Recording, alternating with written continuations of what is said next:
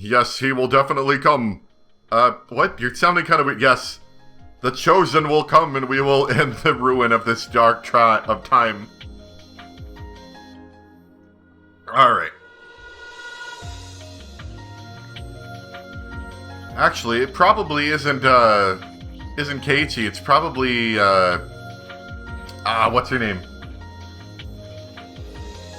Yeah, her name. Oh, I can't remember it. I'm doing really bad with names lately.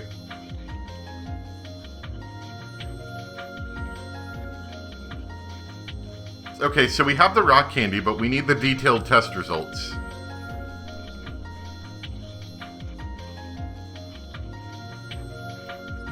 I think we can do this one? Yeah, okay. The Hojo family is well known for going against the whole village during the dam conflict. Both the husband and the wife were rather aggressive, and they fought a fierce battle, especially against the Sonozaki family. Although the whole village treated them coldly, the husband and wife didn't really care and kept on fighting. In a way, they were extremely strong-willed people. I'm sure their children had to go through a lot because of them, though. Satoko-chan and Satoshi-kun were treated coldly by the villagers as well. In addition to that, Satoko-chan and her stepfather didn't get along, so their stress levels must have reached their limit. Because I'm the director of the local clinic, a rather respected member of society, people usually tell me a lot of things. So I was aware of the treatment they were receiving even before I met them.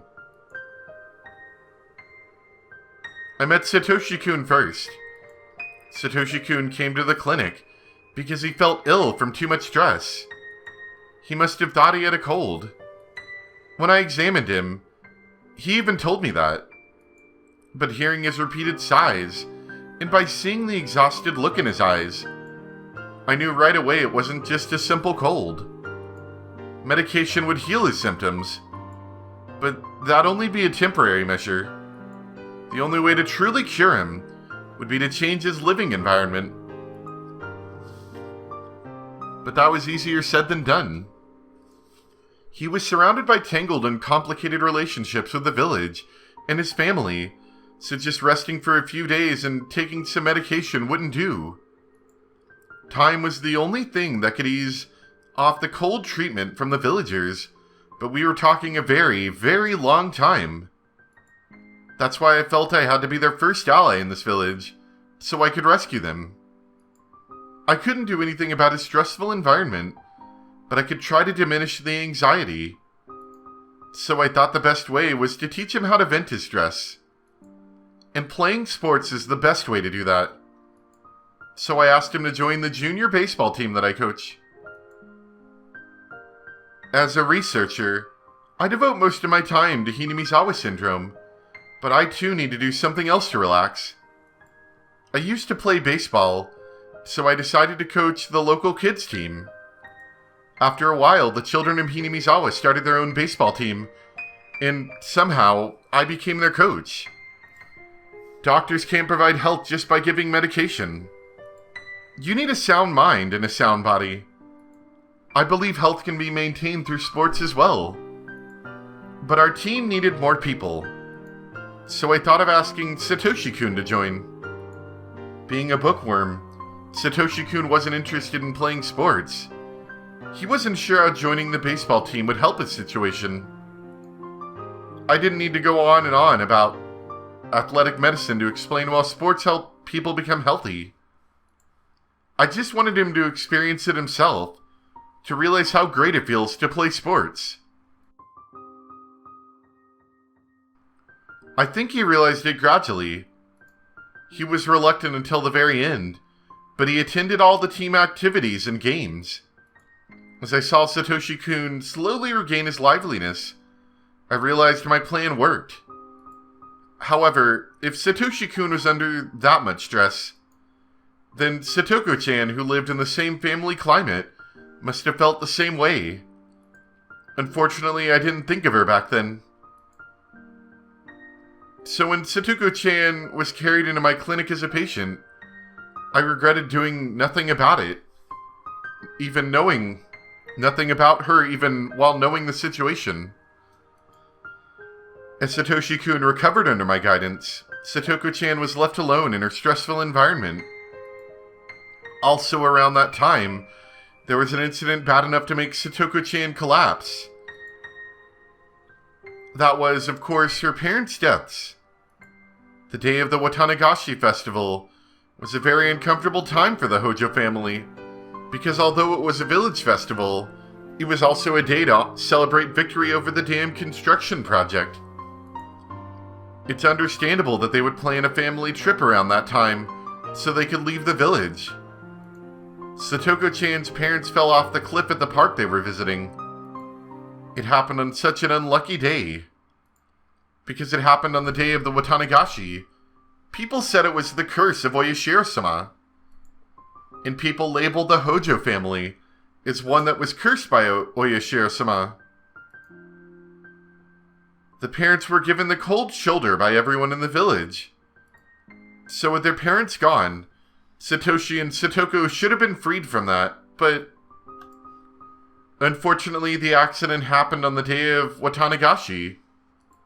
That's why the members of the Hojo family continue to be shunned.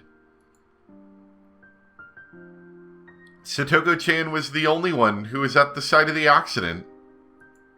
Satoshi-kun didn't go on the trip because he had an event with the baseball team. Therefore, the police mainly interrogated her. The detective, Oishi, suspected an act of organized crime by the village.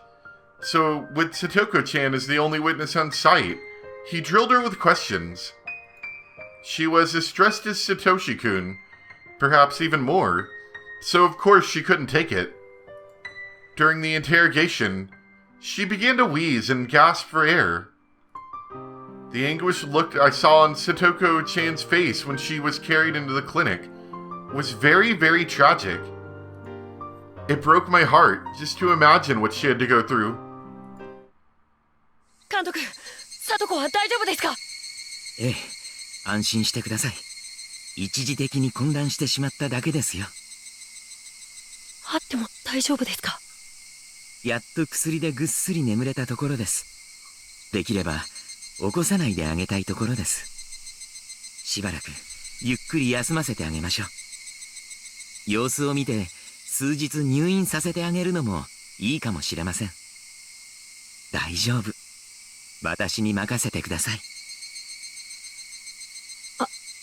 ありがとうございます。I know Satoshi-kun is a great big brother who truly cares about his sister. He emphasizes deeply with her. In other words, Satoshi-kun's worries and stress were reflecting Satoko-chan herself. Maybe I shouldn't say this, but while Satoshi-kun was, of course, sad about his parents' deaths, he may at the same time have been a little relieved that they were gone. His sister wouldn't have to be driven into a corner anymore. Unlike Satoshi-kun, Satoko-chan didn't have the social skills to get along with her stepfather. So putting her mother aside, I was certain that losing her father, the greatest cause of stress in her life, would bring great change to her home environment. But I couldn't believe what happened next. The two were sent to live in an even worse environment with their aunt and uncle. Although at the time, I was rather optimistic thinking this new environment would be better for the siblings. But I was wrong.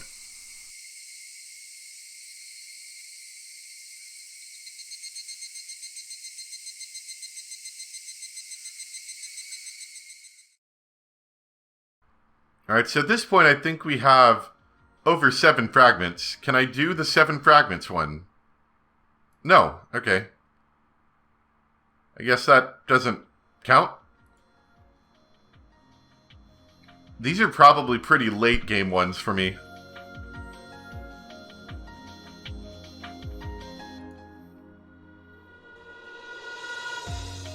This really is like the reveal all kind of thing. This is kind of cool. I like how they're doing it this way. In Umineko, it was kind of all told to you at the end. Whereas this one, you're sort of piecing it together yourself. I kind of like this. This is kind of neat.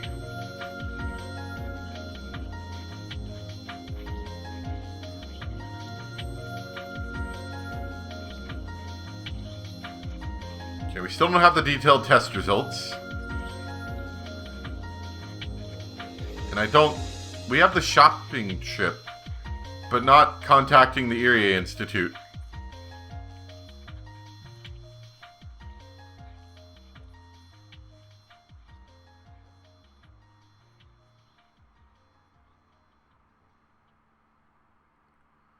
I don't know what the reminiscence is. Maybe we'll come back to that one later.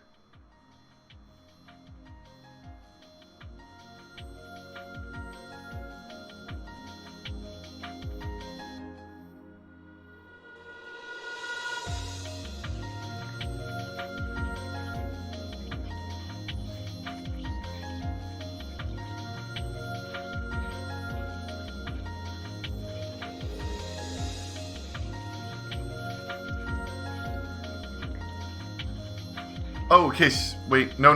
Sorry, aunt. I thought it said parents. I'm not entirely sure. Repetitive apologies? Oh, we have gotten that one. Okay.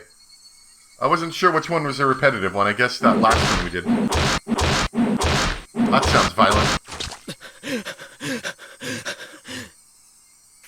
くそってねやめよやめよ監督監督返事してくださいよ監督ほんとだ死んでるに決まってんだろうが Clang. A loud noise snapped everyone out of it. Someone dropped the shovel he was holding. The shovel was smeared with reddish-black blood. No, not just the shovel. All 6 construction workers' clothes were blood-soaked, too. One of them cried out to the silent dead body of the manager, which was drenched in blood. 監督監督やかましい死んでるに決まってんだろ仕方ねえじゃねえか生徒防衛だろ生徒防衛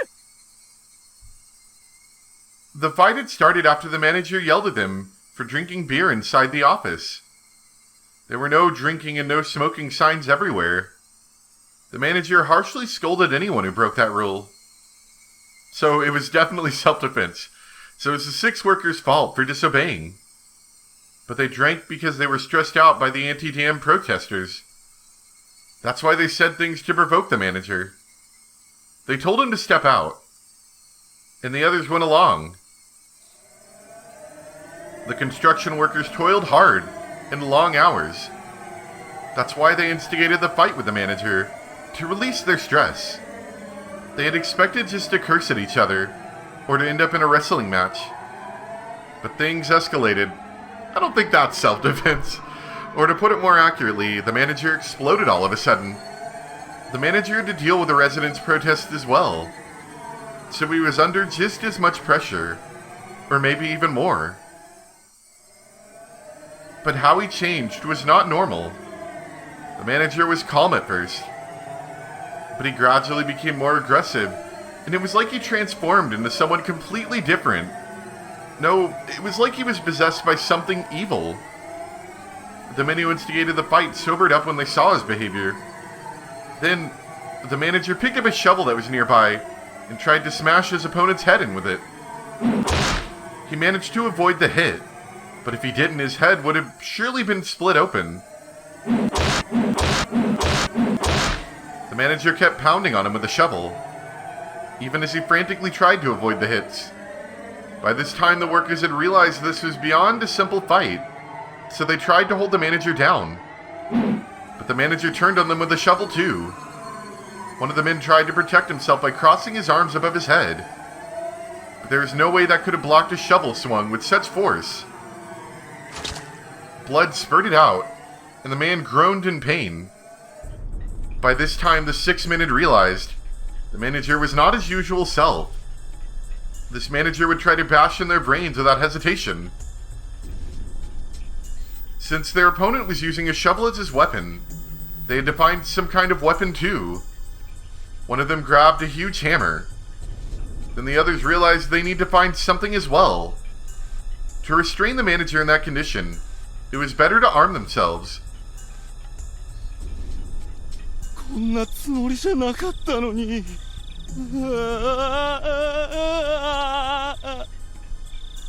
It didn't take that long for the madness to infect the 6 workers. It was only a matter of time before they went from restraining him to lynching him. By the time they realized what had happened, the manager was already a lump of meat. His face was swollen. Shreds of skin had been torn off and his muscles and skull were visible too. Blech. Obviously, he was quite dead. ふざけんじゃねえよ。俺たちは殺されかかったんだぞ。こいつが襲いかかってこなけりゃ、俺たちだって反撃しなかったんだぞ。なあ。 The leader of the 6, the one who instigated the fight, tried to bring the rest to his side, but nobody replied. And so the leader became frustrated. He was the one who started the fight. The rest simply joined in. He was the main perpetrator. Maybe that was why he was feeling so exasperated. He sensed that he was the one at fault. いつまでもなよなよしてんじゃねえ。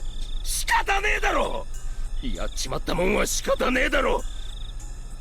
俺たちな、もう殺人犯なんだよ。覚悟を決めるんだよ。まさかおめえら自首して懲役くらいてえなんて思ってんじゃねえだろうな。 I ain't going down for this. 冗談じゃねえよ。無所なんかこの年で言ってられっかよ。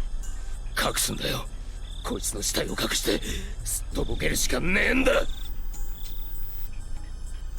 Some of them knew he was on probation for an assault incident once before. So if he got into trouble with the law again, the punishment would be more severe than he could imagine, or than they could imagine. That was why he was trying desperately to find a way out. If he was alone with the manager's body, then he wouldn't have behaved this way. All he would have to do was to hide the manager's body and pretend nothing happened. But there were 6 of them, including him. They were partners in crime, and witnesses too. If even one of them turned himself in out of guilt, he'd be in big trouble. でも死体なんか隠したってバレるよ、いずれ。それより正当防衛ってことでちゃんと主張して、その黙ったれたこと言ってんじゃねえ。実際に殺しちまったんだぞ。過剰防衛で済むかよ。もう取り返しのつかないところまでやっちまったんだぞ、バカ野郎。でもよ、どう隠したって監督がいなくなったのは明日の朝にはバレちまうんだ。どうしようもねえよ。どうしようもねえのはオンドレの頭じゃ、ボケ。 He slapped the other man in the face. The leader had such an evil look in his eyes. いいか、ボケども。俺たちはな、殺人犯なんだ、殺人犯。ぐずぐず言ってりゃ5年6年くらい込まれちまうんだよ。俺らの中に一人裏切り者がおってみろ。全員が捕まっちまうんだよ。懲役をなめんな。どうせ捕まる覚悟だっちゅんなら死ぬ気で逃げまくってるんだ。年貢の納め時になったら好きなだけ覚悟決めりゃいいんだ。 His visage turned more and more demonic. It was the same expression the manager had just a few minutes before. Was he possessed by the same thing that possessed the manager? The 5 men started to think that way. Now that they considered it, all the villagers in the anti-dam protest had the same expression on their faces too. The real name of Hinamizawa was Onigafuchi Village. People said that wicked demons lived there, and sometimes they possessed people. The men couldn't help but to recall that exaggerated story often told by the demonstrators. The manager swung the shovel after his expression changed to that demonic one. There was no guarantee this man wouldn't do the same.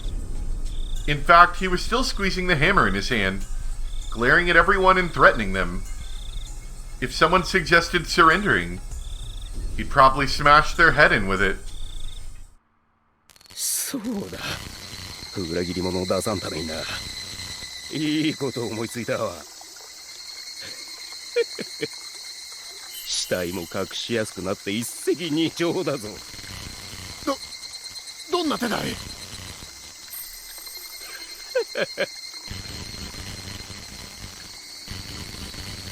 ？We're gonna cut up the body into 6 pieces. そりゃあ They all wanted to object to the idea. Killing him was a serious crime itself. Dismembering the body would be too much. But if anyone objected, he'd be killed on the spot. So no one said anything. We'll all cut him up together. この野郎が日頃言ってんだろ。共同作業だよ。おい、腹をくくれよ。それで分けて持った証拠は各自が責任を持って隠すんだ。な、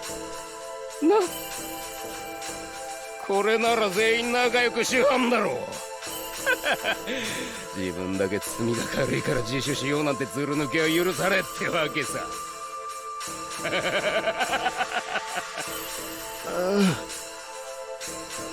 The 5 men were all taken in by his ghastly face. And they could even feel the fear of the Onikafuchi demons creep up their backs.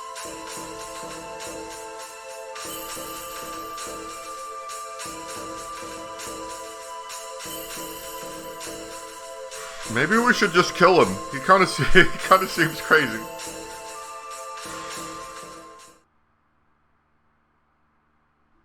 Alright. I was kind of wondering about that. Alright, so now we have the death of the construction site manager. I think that opened up quite a few options, actually. I don't think Satoko's been hospitalized yet, no.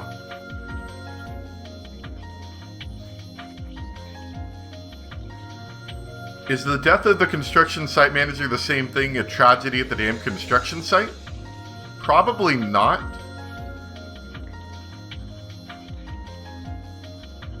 I think we're going to cut it off here, but I do want to see where the next step is.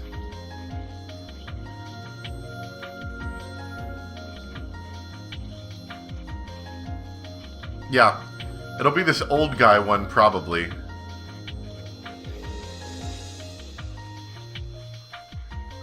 And I realize you guys so you guys can't see my cursor. I normally like to keep it off, just so I don't accidentally leave it on the screen, you know? Like, I can take it off the screen, but if I forget, I hate to, you know, do that. I'm going to leave it off, since you can still tell where I'm hovering over based on which image is, like, the lighter of the images, if that makes sense.